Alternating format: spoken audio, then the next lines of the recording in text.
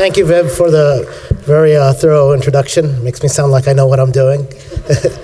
I'm so honored to be here, and I'm really excited to be back in Chico. I absolutely love Chico, so I want to congratulate all of you for choosing an awesome school, and I sincerely mean that. As Viv mentioned, I went on to go to Georgetown, and when I see a Georgetown alum, and I say, hey, I went to Georgetown, they usually say, okay, cool, well, nice to meet you. But in DC, if I run into someone from Chico, oh my God. I literally had someone give me a bear hug, introduce me to his wife, his brother-in-law. It's like, he's from Chico! And they're so excited. So please give yourselves a round of applause because you've made a really good choice. Thank you. So I'm gonna just dive right into the presentation. I basically want to share with you my journey from being a banker to an entrepreneur and share with you the failures and lessons I've learned along the way. At the end of this presentation, I hope everyone's going to say the F word with me. But I'll come to that later, but just keep that in mind. So how did I get to Chico? And why do I know that Chico is an amazing school? I was born in New Mexico. My parents were college students, and they traveled going from one school to another. So I lived in Colorado, Washington, D.C., New York, went back to Saudi Arabia, where I'm originally from, finished high school, and I said, okay, I'm going to the US. I got to go find an excellent school. Went to New York. It was way too cold. So I went to the West Coast. I went to Stockton. It was a lot warmer, but the town wasn't for me, and I didn't learn my lesson, so I went back to the East Coast, and I went to Toronto, because I knew someone there, and I thought that would be the right thing to do, but it was still too cold. Finally, I had a friend who's sitting in the audience today, who was in Chico, and he invited me to come, and I loved the school.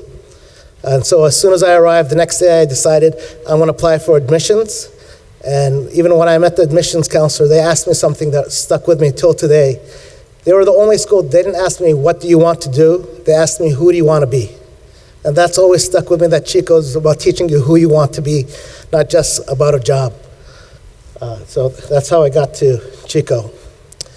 After Chico, I went out in the real world, and my first job was with Pepsi in the Bay Area. And being a fresh grad and super excited, had big stars in my eyes, and I said, I'm going to make something big at Pepsi, and I went there, and after about a year and a half, I got frustrated pretty quickly because in the real world, things aren't perfect, and when I saw something wrong, instead of giving a solution, I would complain about it, and nothing would happen, but I learned along the way, and I learned from that failure. After that, I decided I want to make a career change. I had an opportunity to go into banking, and that's where I joined HSBC. At the time, HSBC was the world's largest bank with about 300,000 employees in 80 countries. And I absolutely loved banking. So if there are finance majors or other majors that are thinking of going into banking, I'd love to tell you a little bit about the area that I was in, which is relationship management and commercial banking. Lots of people think about banking and they think, oh, it's about numbers or accounting. Not so. Relationship banking and commercial banking is really about building relationships with your clients, and you get to learn everything about those customers. And the best thing about it is if you have a personal interest, you can learn about it. So we have commercial clients that are in entertainment. We have in healthcare. I ran a business that was doing non-for-profits and governments. So you really get to learn everything. So I spent 13 years doing that. Enjoyed it thoroughly, but I reached a point where I just wanted to keep learning. And I was kind of stagnating, and I had an opportunity to join a startup. Everyone was about 10 to 15 years younger than me, and they were going to be running everything, and I was going to be learning. So I decided to make the jump into that company.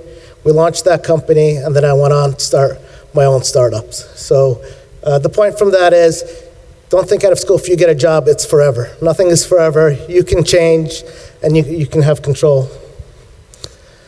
So yes, fail again, and fail better. And I really love this word, failure. If you become a master of failing, that's not a negative thing. Because if you're not failing, you honestly are not learning. You have to put yourself out there and try something new. So don't be frustrated by your failures, as long as you're not failing because you're sleeping in or staying at the bear too much. Fail because you're trying. That's the good way to fail. This is one of my favorite philosophers ever, Homer.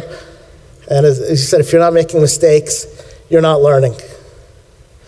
The other thing I learned when I went to work is that when you're at a company and you have those expectations of companies being perfect and things wanting to change, and you get frustrated, the reality is a lot of companies, mediocrity is kind of what keeps everything going, and that's just the truth. Not everyone's going to be a high flyer, and not everyone's going to be a failure.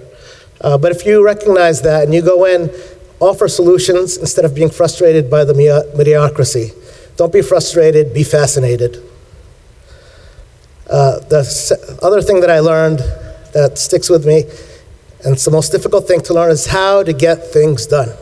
Not just talk about doing things. So I have 2 tips. One, if you have an idea in your head right now that you want to do, on your phone or with a pen and paper, write down an action point. If some of you want to be in banking, think of what you can do to get closer to that.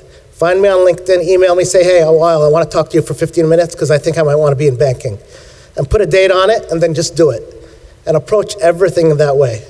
And then when you have meetings at work, start your meeting with an agenda, make an action point, and follow up on it, and do it. And start the next meeting by reviewing what we've done. Just focus on action. It's really a big asset to have an action mindset. Finally, I want to talk about finding purpose. And this was something when I had graduated that I struggled a little bit with because I wanted to do so much, and I felt like it's impossible to do so much, obviously, but I didn't know, what am I supposed to do?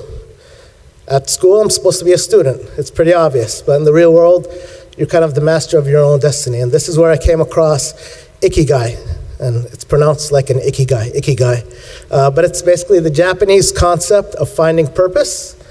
And if all of you want to find your purpose, what it says is your purpose is to find something that you're good at, something that the world needs, and something that you love and you can get paid for. That's your purpose. And it's easier done than said.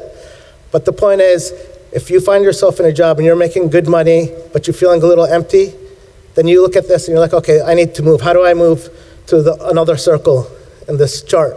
And usually the way to do that is to fail or make a mistake or take a risk. And that's going to push you and keep going. So I just want to say, take action, and that the F word is not a dirty word. And all of you can join me in saying failure. Excellent. Well, thank you very much. Appreciate it.